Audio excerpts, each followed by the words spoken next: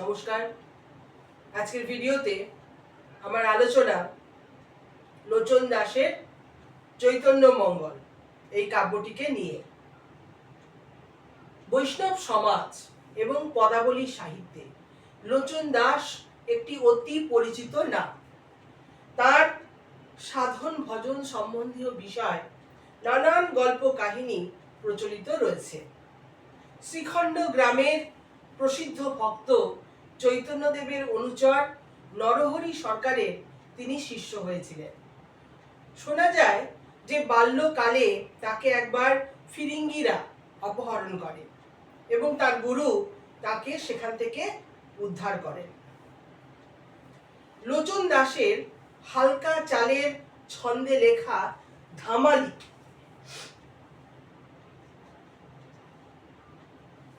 এই ধামালি নামের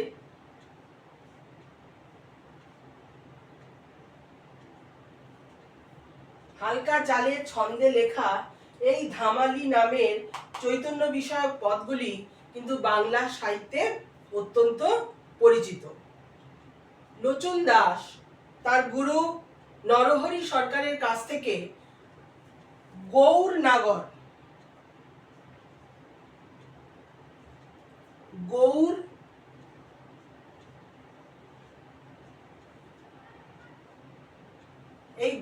নাগর ভাবের ভজন পূজনের রীতি তিনি গ্রহণ করেছিলেন।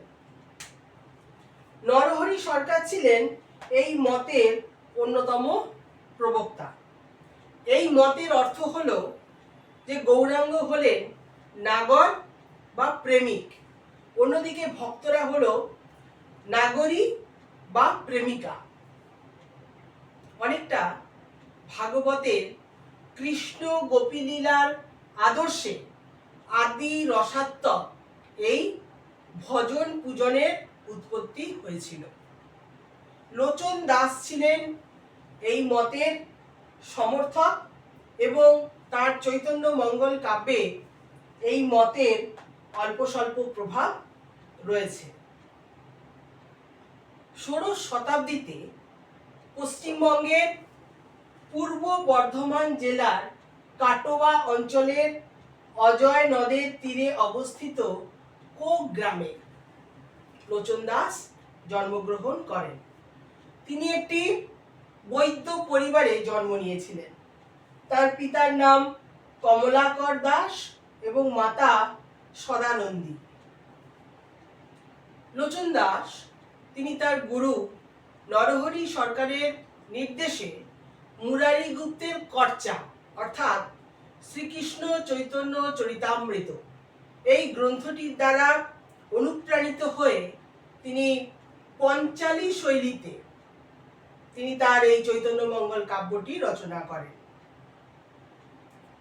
অল্প বয়সে তার বিবাহ হয়েছিল, কিন্তু সাংসারিক জীবনে তিনি বীতশ্রদ্ধ ছিলেন।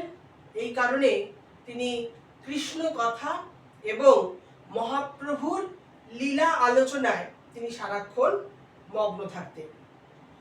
লোচন দাসের জন্ম মৃত্যু সময় নিয়েও কিন্তু দ্বিমত রয়েছে, কিন্তু তিনি যে ষোড়শ শতাব্দীর একজন বিখ্যাত পদকর্তা সে বিষয়ে কিন্তু কোনো সন্দেহ নেই। বৃন্দাবন দাসের চৈতন্য ভাগবত এবং লোচন দাসের চৈতন্য মঙ্গল এই দুটি কাব্য সমসময়ে রচিত হয়েছিল বলে মনে করা হয়। বিশেষজ্ঞগণ যেমন ডক্টর বিমান বিহারী মজুমদার, সতীশচন্দ্র রায়, দীনেশচন্দ্র সেন এরা এই বিষয়ে গবেষণা করে একটি স্থির সিদ্ধান্তে পৌঁছন যে লোচন দাসের চৈতন্য মঙ্গল কাব্যটি 1576 খ্রিস্টাব্দের পূর্বে, যেমন সেটা 1550 থেকে 1566 খ্রিস্টাব্দের মধ্যে রচিত হয়। আবার কেউ কেউ লোচন দাসের চৈতন্য মঙ্গল কাব্যটি 1537 খ্রিস্টাব্দের দিকে রচিত হয়েছিল বলে মনে করেন। যাই হোক, লোচন দাসের চৈতন্য মঙ্গল এই কাব্যটি 4টি খণ্ডে বিভক্ত। প্রথম যেটা সেটা হলো সূত্রখণ্ড, এখানে 1008টি শ্লোক রয়েছে। দ্বিতীয় যেটা সেটা হচ্ছে আদিখণ্ড, এখানে 3300টি শ্লোক রয়েছে। তৃতীয় মধ্যখণ্ড, এখানে 4300টি শ্লোক রয়েছে।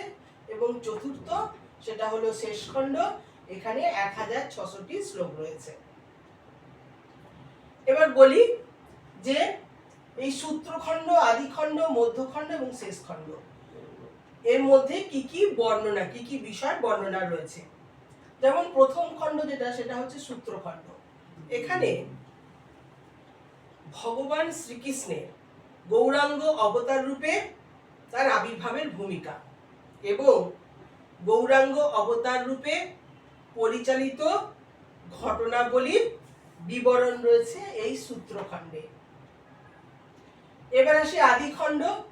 এখানে গৌরাঙ্গের গয়া ভ্রমণ পর্যন্ত বা গয়া যাত্রা পর্যন্ত তার প্রারম্ভিক জীবনের ঘটনাবলী বর্ণিত হয়েছে।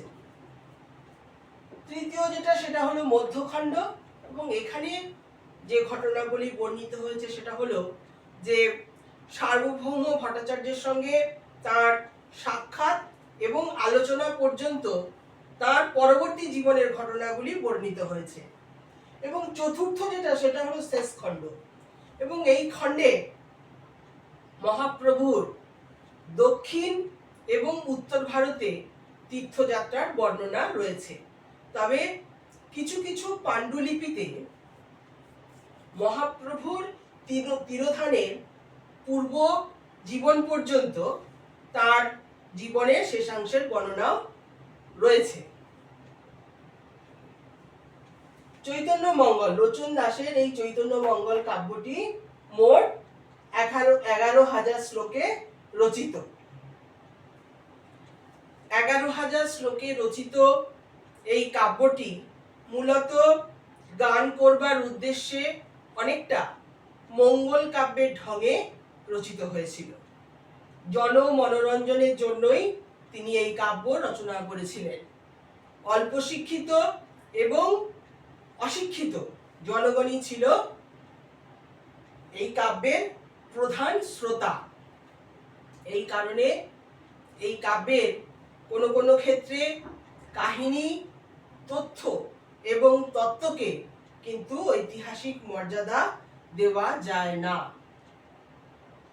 লোচন দাস তিনি মুরারি গুপ্তের কর্চা অর্থাৎ শ্রীকৃষ্ণ চৈতন্য চরিতামৃত এই গ্রন্থটির দ্বারা অনুপ্রাণিত হয়ে তিনি তার কাব্য অর্থাৎ চৈতন্য মঙ্গল এই কাব্যটির কাহিনীকে তিনি বিন্যস্ত করেছিলেন এবং তিনি তার কাহিনীর মধ্যে কিছু নতুনত্ব দিয়েছেন, দান করেছেন এবং সেই সঙ্গে তিনি অনেক নতুন নতুন ঘটনাবলী সেখানে তিনি যোগ করেছেন, যার ফলে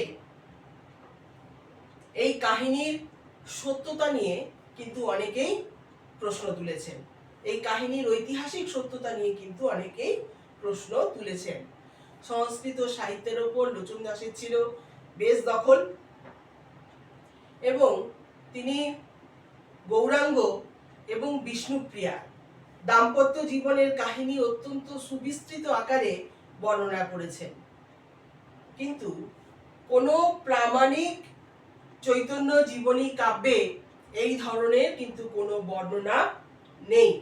তাই লোচন দাসের চৈতন্য মঙ্গল এই কাব্যটিতে কাব্যমূল্য থাকলেও কিন্তু এই বর্ণনার ঐতিহাসিক সত্যতা নিয়ে কিন্তু প্রশ্ন থেকেই যায়। লোচন দাস তিনি গৌরাঙ্গের সন্ন্যাস গ্রহণের পর সচী মাতা এবং বিষ্ণুপ্রিয়া বিলাপ বর্ণনায় যে করুণ রসের সৃষ্টি করেছেন তাতে কিন্তু তিনি আশাতীত সাফল্য লাভ করেছেন। লোচন দাস তিনি মনে প্রাণে বিশ্বাস করতেন যে এই মহাপ্রভু তিনি পুরী ধামে জগন্নাথ শরীরে লীন হয়ে গিয়েছিলেন, কিন্তু এরকম ধরনের কোনো তথ্য কিন্তু কোনো প্রামাণিক চৈতন্য জীবনী কাব্যে কিন্তু নেই। আসলে জনগণের মুখে শোনা গল্প কাহিনী ছিল তার কাব্যের প্রধান উপাদান। তিনি ছিলেন মূলত কবি এবং তার কবি প্রতিভার স্বাক্ষর তিনি তার কাব্যের মধ্যে রেখে গিয়েছেন। কিন্তু কিছু কিছু ক্ষেত্রে তার যে ঐতিহাসিক ঘটনা সেগুলো কিছু কিছু ক্ষেত্রে কিন্তু বাধা পেয়েছে। লোচন দাসের চৈতন্য মঙ্গল এই কাব্যটি একটি রসাত্মক কাব্য এবং এই কাব্যে মহাপ্রভুর মানবিক দিকটি যেমন তুলে ধরা হয়েছে, সেই সঙ্গে তার প্রেম এবং ভক্তির উপর কিন্তু জোর দেওয়া হয়েছে।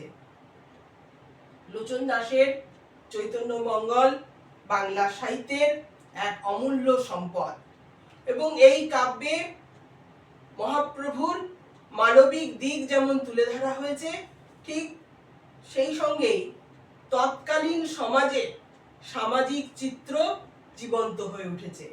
তাই এই সমস্ত দিক বিচার করে লোচন দাসের চৈতন্য মঙ্গল এই কাব্যটিকে বাংলা সাহিত্যের অমূল্য সম্পদ বলা যেতেই পারে।